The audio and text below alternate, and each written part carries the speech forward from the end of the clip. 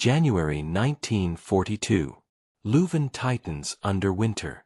Coal is scarce. Windows are sealed with cloth and paper. Breath fogs the air before words ever leave the mouth. In the library, coats stay on. Gloves come off only when necessary. Fingers must still feel paper. The librarian adapts the way survivors always do. Quietly. Precisely. She learns patterns first. Which soldiers patrol which streets. Which officers prefer routine, and which enjoy disruption. She notes the hours when the library is emptiest, when the guards outside linger longer at the cafe across the square. None of this looks like rebellion. It looks like administration. And that is the point. The card catalog becomes her instrument. Not the books, the system behind them. Each drawer already holds order, classification, meaning assigned to chaos. She adjusts it by millimeters. A title moved one place forward means safe. 2 places back means delayed.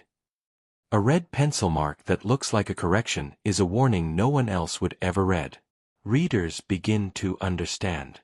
A student pauses too long at the desk, pretending to search his pockets.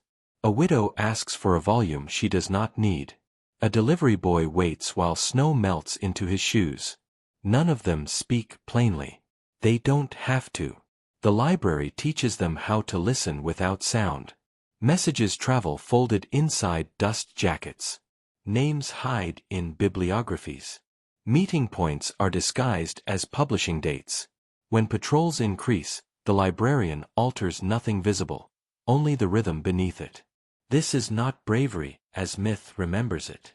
There are no speeches. No raised fists. There is only consistency. And fear. She feels it when footsteps stop too long behind her. When a book returns heavier than it should be. When a regular does not come back at all. Each absence forces her to decide whether to pause, or to continue. She continues. By late spring, the network extends beyond the building. Safe houses align with lending routes. News from London reaches cell leaders disguised as academic commentary. The Germans tighten censorship, never realizing the act of restriction sharpens the very tool they ignore. Knowledge, when constrained, becomes mobile. One afternoon, an officer lingers. He flips through a volume without interest, his fingers smudging the margins. The librarian watches his hands, not his face.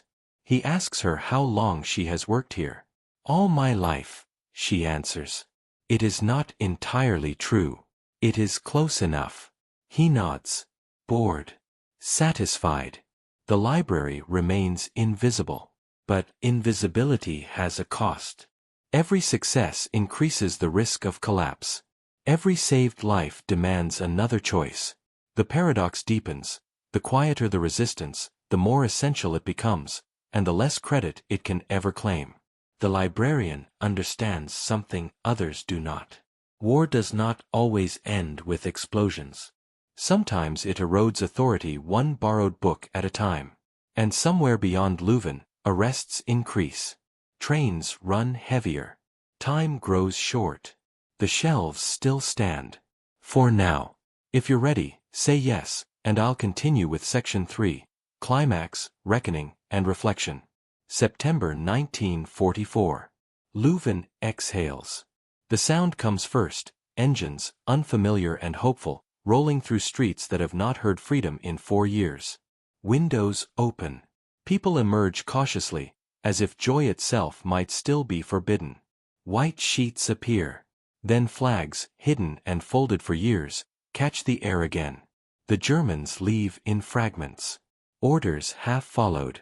Files burned in doorways. Names crossed out in a hurry that feels almost human. Inside the librarian works. She does not rush to the street. She does not cheer.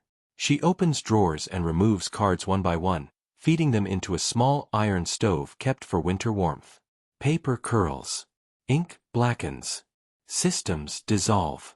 It is the final act of the war she has been fighting, not to preserve memory, but to protect the living. By nightfall, the network is gone.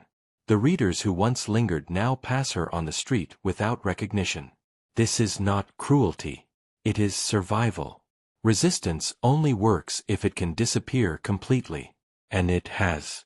Later, officials will arrive. Allied administrators. Journalists.